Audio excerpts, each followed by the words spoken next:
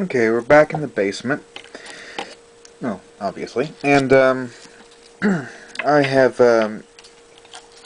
started scoring this on the side to get rid of the excess here. And I've got a very sharp new blade. See, number 12. Using a number 12 because it has a smaller blade length. And, there's less risk of a slippage, I found, with a smaller blade. And you want to go at this fairly slowly because you risk cracking the plastic if you don't. Talking slower is optional. Now, this is tough plastic. I mean, I've toughened it. I've actually toughened it by thermoforming it. And I think I forgot to mention something. If only I could remember what it was. I'll probably remember it eventually, and if I do, I will slap myself for not putting it in the video. Either that, or I'll make a comment. But oh man, it's on the tip of my tongue. I just can't remember what it is I was trying to say. But enough about my frustrations. I'm going to go ahead and finish up. Whoa, that wasn't good. I slipped with the blade. See that there? But that's no big deal. I'll tell you why in a minute. I'm going to just finish up cutting this plastic out first, and then I'll get back to this. Okay, got her done. The piece of thermoformed plastic is now trimmed up and fits pretty well inside this. Even though it's slightly bigger than it needs to be, that's no big deal because, well, it butts up almost perfectly against the frame in the front. The only problem is, as you can see, it's not perfectly clear. Not only that, it's also not as shiny as it used to be. So what do we do in a situation like this? Well, what I like to do, since I popped this free, is take my sandpaper, a very, very fine grit, I mean super fine.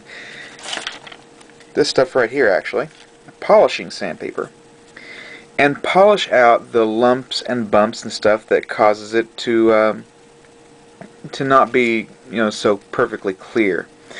And it is a very slow process, which is one reason why I can't really show you this. Once I get it down to as smooth as I want it, I'll put the video back in motion, and then we'll get to polishing this thing. Polishing canopies is a very necessary skill to learn, especially if you've ever bought a kit and there's a parting line in the middle of the canopy that's not supposed to be there. So I'm going to get to sanding on this thing, basically, and then we'll start the process of polishing this. Oh man, this is taking forever, but I finally got this thing sanded down. And of course it's foggy, but as you can see, it's very much smoothed out compared to the way that it was a second ago. Well, a second ago for you. This took probably about a half an hour or 45 minutes for me. And oh, don't mind those little dings like that right there. That's going to be hidden behind the frame. So now I have to polish this, and Tamiya sells a very nice polishing compound, but I've been informed that there is a much cheaper polishing compound and we all use it all the time for another purpose entirely. This is polishing compound. Certain kinds of toothpaste are polishing compound anyway. The kind that are white and kind of grainy, like actually this is green, but you'll notice that the dried stuff is pretty grainy, which indicates that this is the kind of toothpaste that you want. It actually contains small granules of a hard substance which is capable of polishing out even the roughest canopy. So I'm going to take a little bit of this and my rag, dab a little bit on there, like so, and then just rub the part up against it. Now this is another step that's going to take for freaking ever, so I'm going to go ahead and stop the video at this and just, can try to polish this out. And then, hopefully, in the next segment, I'll have a completely polished canopy. Well, I got good news and bad news. Good news is I'm finished polishing the canopy, the window anyway. The bad news is that, well, I got up to empty the memory cartridge on this camera,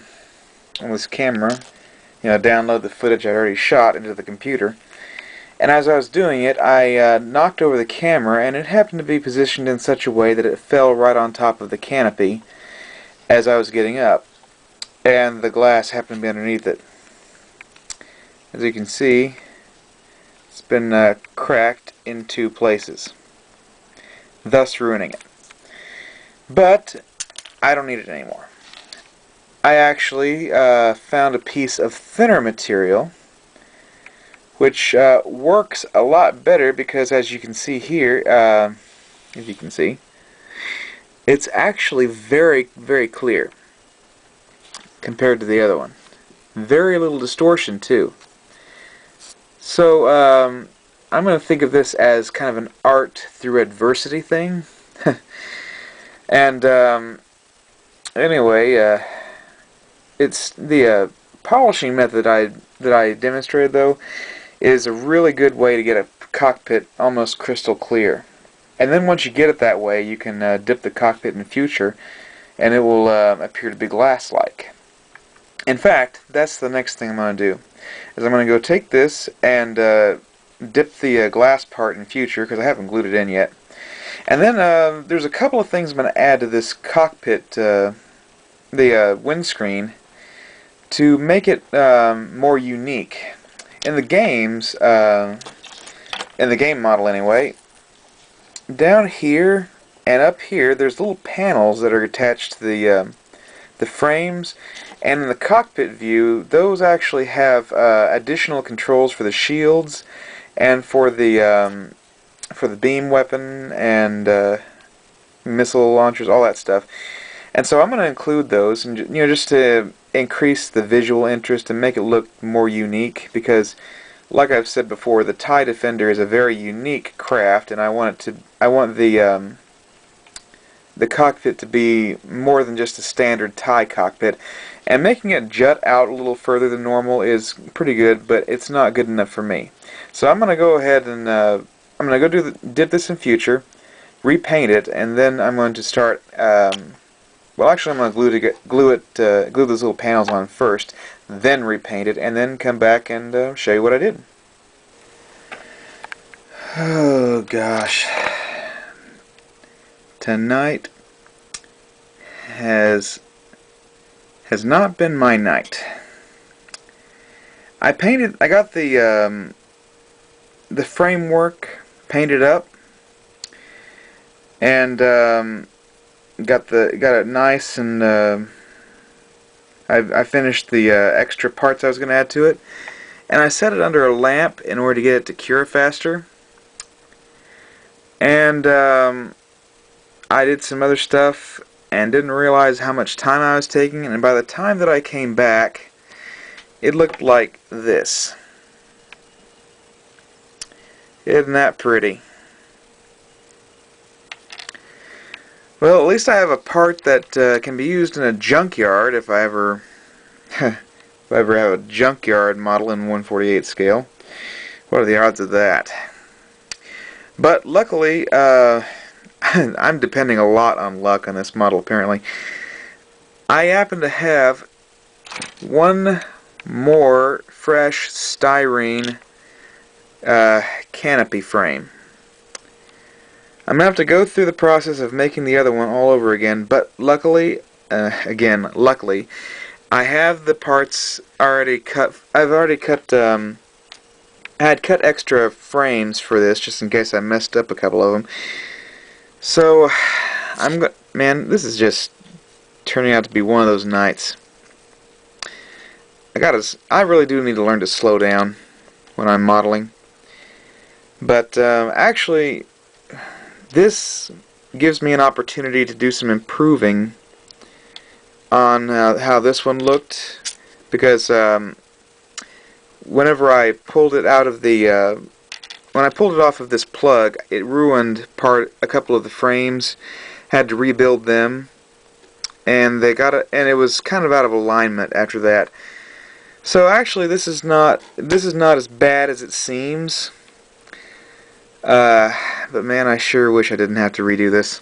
It's time that is wasted, basically, because I could be doing other things besides rebuilding a part on this model.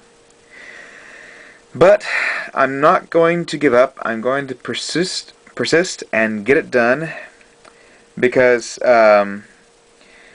modelers have a saying: improvise, adapt, overcome.